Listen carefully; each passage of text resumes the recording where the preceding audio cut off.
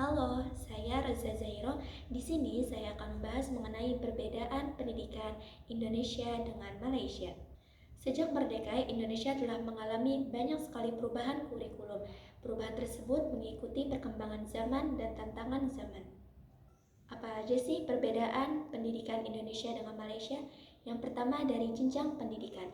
Indonesia memiliki 5 jenjang pendidikan. Yang pertama PAUD ataupun TK, yang kedua SD ataupun MI, yang ketiga SMP ataupun MA, yang keempat SMA ataupun SMK, dan yang terakhir adalah perguruan tinggi. Sedangkan jenjang pendidikan di Malaysia ada 5.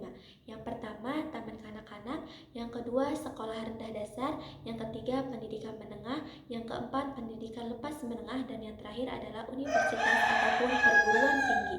Perbedaan yang kedua adalah tenaga pendidik. Di Indonesia, untuk bisa menjadi guru sekolah dasar, sekolah menengah pertama, dan sekolah menengah atas, minimal harus lulus S1.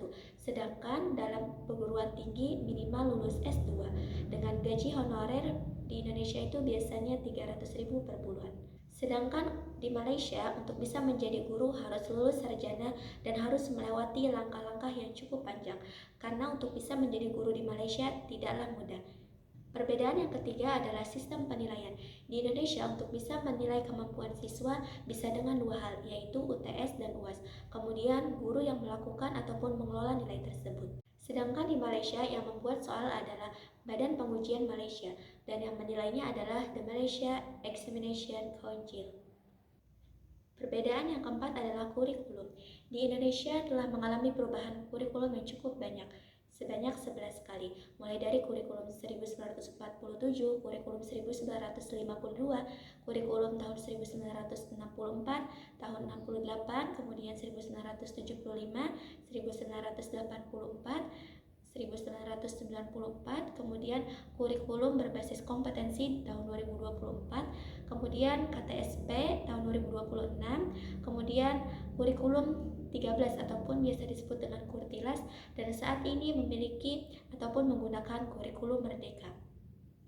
Dalam Undang-Undang Sistiknas, pendidikan nasional berlandasan pada Pancasila dan Undang-Undang Republik Indonesia tahun 1945. Sedangkan kurikulum Malaysia lebih banyak mengandung materi tentang kesehatan lingkungan.